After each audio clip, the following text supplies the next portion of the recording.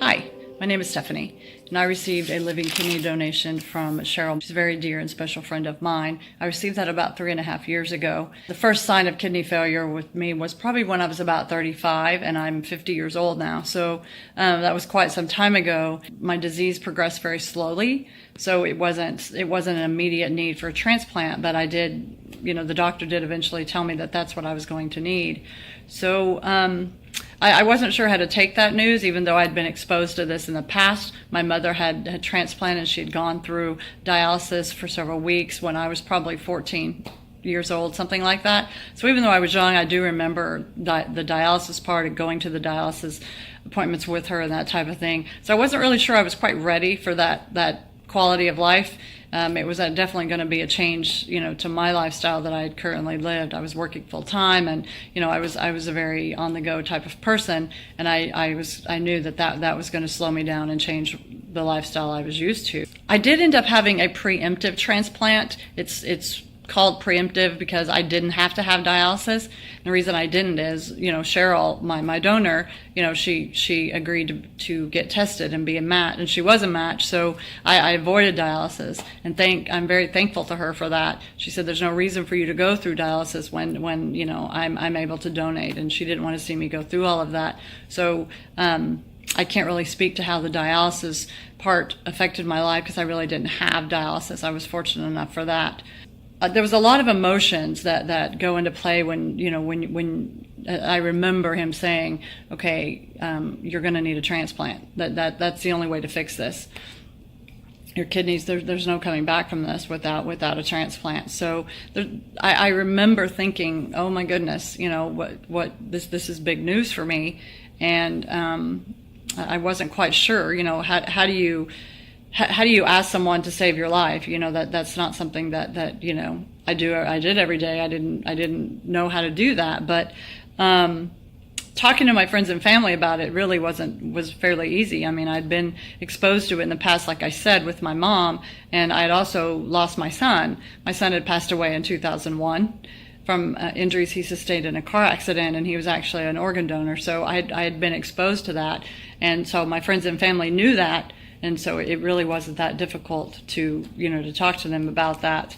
I remember we were at my daughter's baby shower, and Cheryl had told me that she was going to give me a kidney, and I just looked at her like, yeah, okay, no, you're not doing that. I'm not, you're not going through all that for me. It's not what's going to happen here.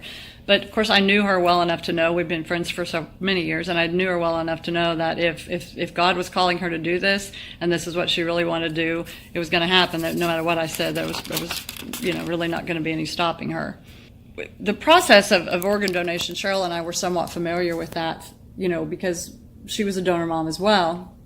So we'd both been exposed to that, and so we kind of knew the process. However, we really weren't sure what to expect on our end, so we did kind of go through that together and learned what to expect the day of surgery, and for the recovery period and that type of thing.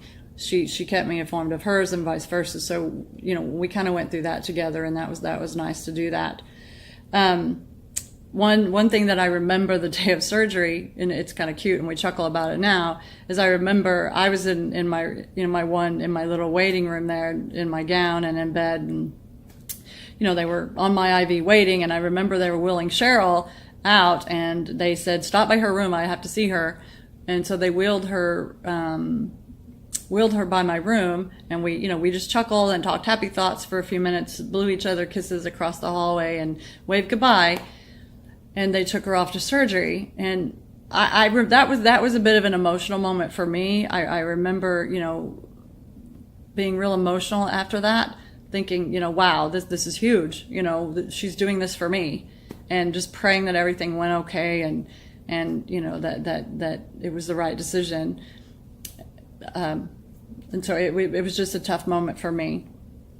The procedure itself took probably, I don't know exactly how long, but it took several hours, probably maybe 4 or 5 hours. And then I went on to the ICU. I remember having a rough night, but it was just, the follow-up from surgery. But Cheryl was in the hospital for about 2 days, and I was in 4 days total before being released to go home. It took it took a couple of months probably for me to really start feeling like normal again. You're during that time, you're on of course, you're on lifelong medication, and those medications aren't always that friendly. Prednisone's not the friendliest medication there is. So your eating habits change, your sleeping habits change, you're not able to drive, you have daily visits back to the transplant center, get blood draws, so you're very reliant on other people in your life to do that for you. So that was a big change. But once I could start driving again and getting around, I kind of started feeling normal and more like myself again. So, that was good. But, it took a couple months. But, I expected that. They told me that that's what it was going to be. So it wasn't anything that I wasn't ready for, I wasn't expecting. So it's been almost 4 years, and I feel wonderful. I feel wonderful. I'm still working full time. I'm a very outgoing person. I like to be out and about in the world. I participate in the National Transplant Games, and I advocate for organ donation. So I'm very busy, and I'm very involved in that. And I'm eternally grateful to Cheryl. I'm truly blessed that I have her in my life, and that she was brought into my life she's been a big help in lots of areas of my life. The relationship was very strong prior to transplant, and now it's even stronger. It's just a lifelong, eternal bond now. One of my favorite memories following the day of surgery was a newspaper article that we had given to the local paper a couple of weeks prior to that. And that newspaper article actually appeared on the front page of our local paper the day of surgery. Now, we had a kind of a unique story, which is why we did the interview. We were both donor moms. We had both lost our children, and they were organ donors. We met through that, that bond, and had a pretty strong connection at that point in time. It's different. If you haven't been through it, it's difficult to understand the grief process about, related to losing a child. But we both understood immediately that. So the bond was pretty tight at the time. And so the newspaper thought it was a pretty unique story, which it is. So they did an interview, and never thinking in the world that story was actually going to appear on the front page. I figured, okay, it's going to be back in the back somewhere, where you see these stories. But no, it was front and center, the front page of that. And I just remember the family telling us about it, and we're like, we don't care. We don't even know what you're talking about. So, but anyway, it was great to see that after. I just remember that memory and that type. So it was a good memory. I can't thank Cheryl enough. Like I said, I'm eternally grateful, and I'm truly blessed. She doesn't like when I say she saved my life, but she did.